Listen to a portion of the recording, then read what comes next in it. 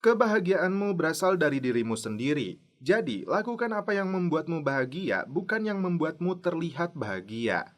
Anjas kelas. Kembali lagi bersama saya Stephen. Langsung saja seperti biasa jangan lupa siapkan apa? Ya tentunya Kopai dan Utbray untuk menemani kalian dalam menonton alur cerita film ini. Selamat menyaksikan dan celepot!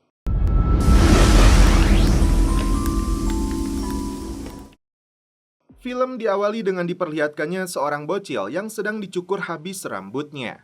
Selanjutnya, ditampilkan sebuah kelompok skinhead yang sedang melakukan ritual. Setelah itu, mereka melakukan gelombang unjuk rasa di Columbus, Ohio 2009. Dan inilah aktor utama dalam film ini yang bernama Brian Whitner yang diperankan oleh aktor Jamie Bell, anggota dari kelompok skinhead Finlander. Kelompok rasisme dengan simbol kepala pelontos dan tato di seluruh tubuhnya ini berhadapan dengan kelompok kulit hitam bernama One People Project pimpinan Daryl Jenkins. Tak terima diludahi, Jenkins melepaskan pukulan hingga pertikaian di antara kedua kelompok ini pecah. Polisi yang berada di lokasi benar-benar dibuat kewalahan. Salah seorang pemuda kulit hitam bernama Lonnie yang melakukan penusukan dikejar oleh Brian dan temannya. Dia pukuli habis-habisan hingga melukai wajahnya. Di markas inilah, Brian dan anggota skinhead lainnya membuat tato di tubuh mereka. Kamera fokus pada salah satu anggota skinhead bernama Slayer. Brian sendiri baru saja selesai membuat tato di punggung pacarnya yang bernama April. Pagi itu, Brian menghampiri seorang gadis kecil bernama Iggy yang menyukai anjing miliknya. Iggy adalah anak dari seorang janda bernama Julie yang memiliki 3 anak. Brian dan seluruh anggota skinhead mendengar orasi dari pimpinan mereka yang bernama Fred Hammer Krieger dan istrinya Sharon.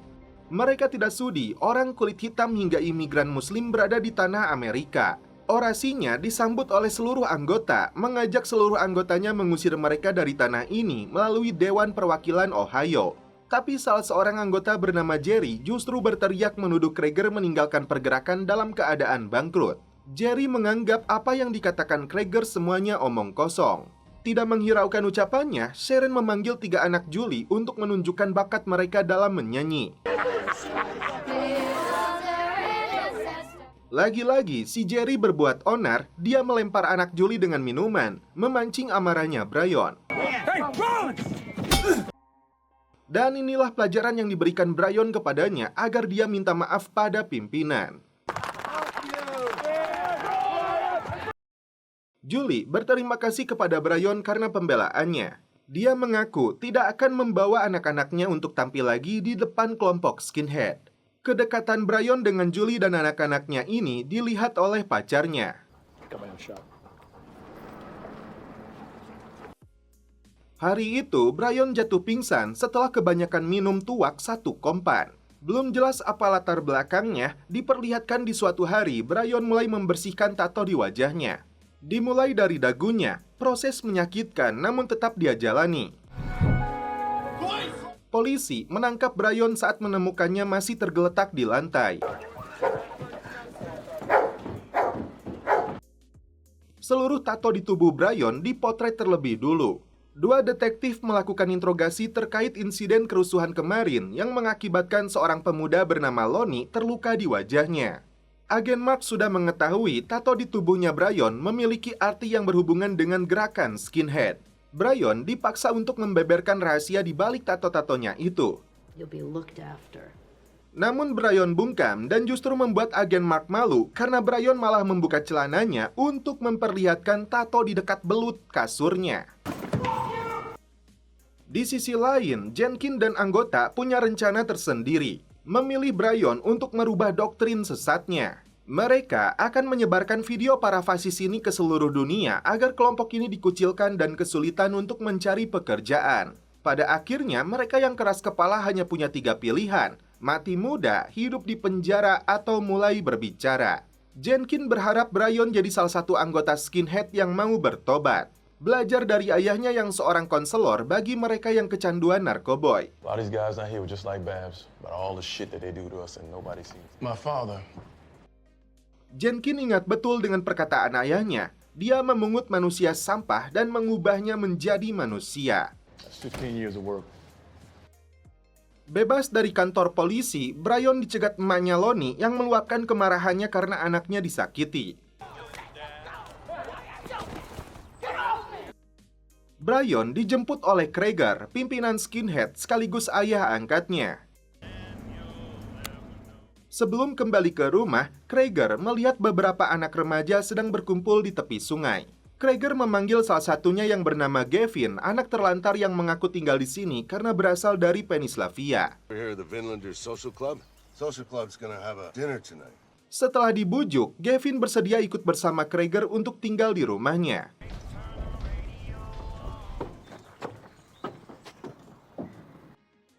Sharon menyambut kedatangan Gavin lalu mencukur habis rambutnya seperti yang dilakukan Krieger kepada Brian di awal film.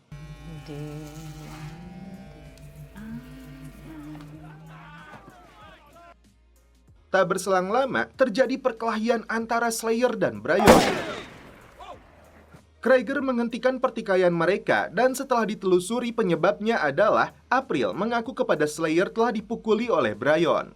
Karena itu, Slayer ingin membalas perbuatan Brian. Krieger menganggap Slayer dungu dan bodoh mau percaya begitu saja. Sebagai hukuman, Krieger mewajibkan teman-temannya untuk membayar masing-masing $100 dan minta maaf kepada Brian. Every time Slayer fucks up, I can't hear you! Yes, sir! Yes, sir! A real Viking. Dismissed for now. Putus dengan April, Brian mulai mendekati si gemoy Julie. This is a bad time, so you Look, could just, Fucking bitch about life. so I'll see you later. Dia membawakan hadiah untuk anak-anaknya. Thanks. Yeah. Do you have one that you regret? Brian menceritakan kisah dirinya yang mendapat perlakuan buruk dari ayah kandungnya setelah ibunya meninggal. Setelah hidup terlunta-lunta, Brian akhirnya dipungut oleh Krieger dan Sharon menjadi anak angkat mereka. I think real family don't make you oh shit. The fuck are you talking about? Yeah, fuck him. Fuck 'em. Di hari ke-60 pembersihan diri, Brian menahan sakit saat dia membersihkan tato di bagian jari tangannya. Pendekatan Brian kepada Julie dan anak-anaknya berlanjut. Open it. Setelah memberikan hadiah, mereka diajak untuk melihat tempat usaha pembuatan tato miliknya. Bring in about 1,200, 1,500, something like that. Namun anak sulung Julie yang bernama Desi tidak terlalu menyukai Brian. Oh, put up the rainbow behind us. You're Desiree from SIDS. Suatu hari, Brian mengajak Julie dan anak-anaknya dalam pesta Halloween. Jenkins berada di sana untuk merekam aktivitas mereka, terutama Brian yang tidak mau menanggapinya. You know what kind of people they are? Just up here, keep going. Sharon sempat mengatakan kepada Julie bahwa hubungan dia dan anaknya tidak akan bertahan lama karena dia mengenal betul Brian. Malam hari, terjadi perselisihan antara Julie dan April yang menuduh si gemoy ini telah merampas Brian dari dirinya. Brian segera melerai pertikaian mereka lalu kembali pulang ke rumahnya. Dazzy, take your sisters upstairs. We'll be there. Julie mengaku tidak bisa menerima Brian selama dia masih menjadi anggota skinhead.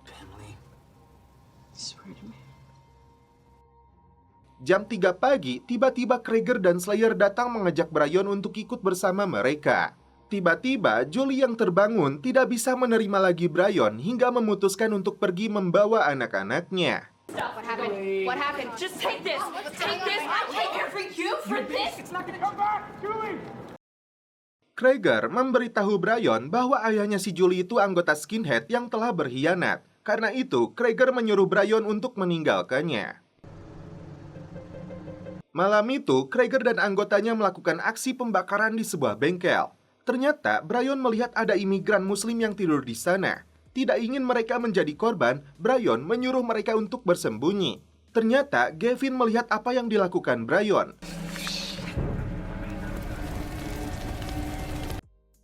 Mereka kabur setelah membakar bengkelnya. Brian pun pulang ke rumah dengan penuh penyesalan. Hatinya bergejolak, merasa perbuatan ini telah salah, menghabisi nyawa orang lain hanya karena perbedaan ras. Brian gunakan cairan untuk membakar wajahnya, berniat untuk menghilangkan tatonya namun tidak berhasil. Saat itulah Brian menghubungi Jenkins, mengutarakan isi hatinya berniat untuk tobat keluar dari kelompok skinhead. Hey, how you doing? Can you hear me? Kid from the rally. See you okay? Jenkins akan membantunya, namun sebelum itu Brian harus memberikan informasi yang dia minta. Brian mendatangi rumah Julie, mengajaknya untuk pergi karena dia berjanji akan bertobat keluar dari skinhead. Namun Julie belum mau menerimanya karena Brian belum menunjukkan kesungguhannya. Felt fucking wrong. What are Mom and Pa gonna think about that? Malam itu, Brian bermimpi buruk Lonnie telah membakar dirinya untuk balas dendam. Sebagai bentuk kesungguhannya, Brian melamar Julie untuk menjadi istrinya, sekaligus menjadi ayah dari anak-anaknya.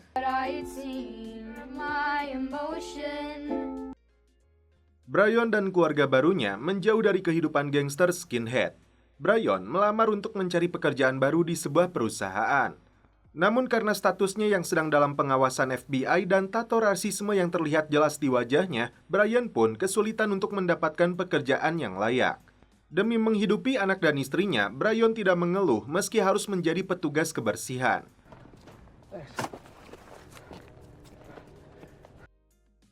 Pulang ke rumahnya, ternyata orang tua angkatnya dan seluruh anggota gangster skinhead sudah menunggunya. Hail Mother Earth. Relax. Mereka menertawakan Brian karena kini bekerja menyekop salju. Julie tidak terima suaminya diremehkan oleh mereka. Adu mulut pun terjadi antara dia dan Karen. Pa, you think you can give us a minute? Krieger mengungkapkan kekecewaannya karena Brian menghilang dari keanggotaan mereka. Tidak peduli lagi kepada orang tua angkatnya. Inside the mosque when we burned it down. Ternyata mereka sudah mengetahui Brian membantu para imigran muslim saat mereka membakar bengkel dan masjid. Brian mengaku tidak melihat adanya imigran, namun Slayer tidak percaya. Perselisihan kembali terjadi antara mereka berdua hingga Krieger harus berteriak untuk menghentikan mereka. You can't do that. Pa needs you. Brian mengaku kepada ibunya dia keluar dari kelompok ini menjalani kehidupan yang baru. Karen mengingatkan dia bisa mencegah anggota skinhead agar tidak menyakiti Brian. Namun dia tidak bisa menghentikan jika mereka menyentuh anak-anaknya Julie. Ancaman ini jelas membuat Brian tidak punya pilihan, ikut kembali pulang bersama mereka atau Julie dan anak-anaknya akan disakiti. Brian akhirnya ikut pulang bersama kelompoknya. Tiba di sebuah lokasi, ternyata mereka sudah menyandra para imigran itu di dalam mobil. Slayer memaksa Brian untuk membunuh mereka, namun Brian menolaknya. Slayer menusuk mereka di depan Brian, lalu memukulnya agar Brian kembali ke jati dirinya. Brian melakukan perlawanan, namun dia malah ditembak. Krieger menyuruh anggota lain untuk membawa Brian masuk ke dalam mobil. Tapi Slayer tidak setuju karena Brian harus dibunuh juga sebagai bentuk hukuman bagi seorang pengkhianat. Slayer bahkan berani menodongkan senjatanya kepada pimpinan kelompok gangster ini. Menurutnya, sudah waktunya raja dan ratu ini turun tahta. Biarkan anak muda yang mulai berkuasa. Tidak ada satupun anggota yang berani membela Krieger hingga Gavin melepaskan tembakan untuk membunuhnya. Krieger memuji keberanian Gavin. Clean it up. Akhirnya, mayat Slayer dan imigran itu dibakar di dalam mobil. Sedangkan Brian dilarikan ke rumah sakit untuk mendapatkan penanganan medis. Julie dihubungi April untuk segera membawa Brian sebelum mereka membunuhnya. But in this business, Krieger sempat menutup saluran oksigen karena kekecewaannya kepada Brian. Padahal selama ini mereka sudah membesarkan dia seperti anaknya sendiri. Krieger ingin tahu pihak mana yang dihubungi Brian, apakah FBI, Jenkins, ataukah SPLC, Lembaga Hukum Nirlaba. Apakah Brian sudah membocorkan gerakan kelompoknya kepada mereka? so who is it? Brian yang masih lemah tidak bisa mengucapkan apapun. Yang ada, dia kesulitan untuk bernafas. Hingga akhirnya mereka pergi meninggalkan Brian. Julie akhirnya tiba di rumah sakit untuk melihat keadaan Brian.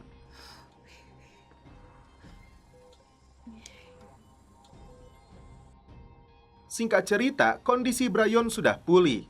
Dia dan istrinya yang sedang hamil menemui Jenkins. Brian meminta bantuannya agar dia bisa terlepas dari cengkraman kelompok skinhead. Jenkins berjanji akan membantu mereka untuk memulai hidup baru dengan identitas baru. Here's the thing. Bahkan, ada seorang wanita kaya yang bersedia menanggung biaya untuk membersihkan seluruh tato di tubuhnya Brian. It's a chance. Tapi, identitas wanita itu Jenkins rahasiakan. Dia paham dengan kondisi Brian, karena Jenkins sendiri adalah mantan dari anggota kelompok bangsa penentang tahun 92. Saking berbahayanya kelompok ini, jika mereka tahu, maka Jenkins dan anak-anaknya akan dibunuh. So what did I do? Setelah menyadari kesalahannya, Jenkins bertobat dan mulai mengajak orang-orang yang tersesat seperti halnya Brian untuk kembali ke jalan yang benar. Langkah pertamanya, Brian disuruh membawa anak dan istrinya ke sebuah hotel tanpa ada seorang pun yang tahu. There's only one way to find out. Di malam hari, Brian dan keluarganya mendapat serangan di tempat persembunyian mereka. Anak-anak mereka diamankan di dalam kamar mandi. Brian coba melakukan perlawanan. Hingga di pagi hari, mereka tidak berani keluar. Setelah situasi dipastikan aman, Brian pun keluar. Tak diduga, anjing kesayangannya dibunuh oleh mereka. Desiree, get the girls inside.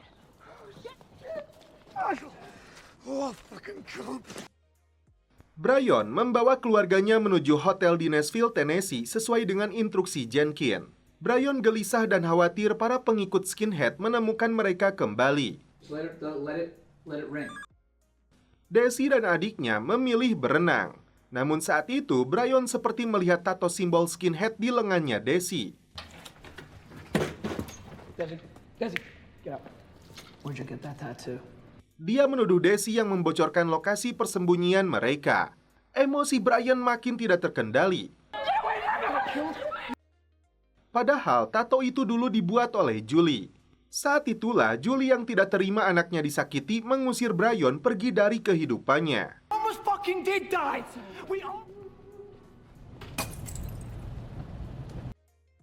Di tengah keputusasaannya, Brian sempat berpikir untuk bunuh diri di tengah jalan.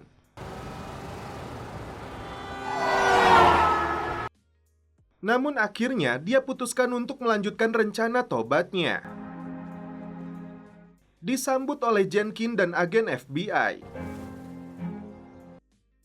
Sejak saat itulah, Brian memulai proses pembersihan tato yang menjadi simbol gerakan rasis ini. Dia menceritakan semua gerakan kelompok gangsternya termasuk lokasi persembunyian mereka. Akhirnya, Krieger dan istrinya termasuk seluruh anggota skinhead ditangkap. Naas bagi Gavin, dia ditembak mati karena coba melarikan diri. Proses panjang dan menyakitkan harus dilalui Brian hingga 612 hari untuk membersihkan tatonya. Show everyone what I've been seeing. Brian kini tampil dengan wajahnya yang baru. Jenkins tersenyum karena misinya telah berhasil. Tempat pertama yang Brian datangi adalah Julie yang sedang menggendong darah dagingnya. Julie terkejut karena seluruh tato di wajah Brian telah hilang. Dia menyambutnya dengan sukacita. Dan inilah sosok Brian asli dan Jenkins, sosok yang telah merubah hidupnya. Brian melanjutkan kehidupannya yang baru hingga mendapat gelar sarjana psikologi kriminal. Mereka berdua bersahabat dan terus mengkampanyekan toleransi dan inklusi melalui kisah hidupnya. Dan setelah itu, film pun berakhir. Oke guys, terima kasih yang sudah menonton sampai akhir. Salam percelopotan duniawi. Keep enjoy.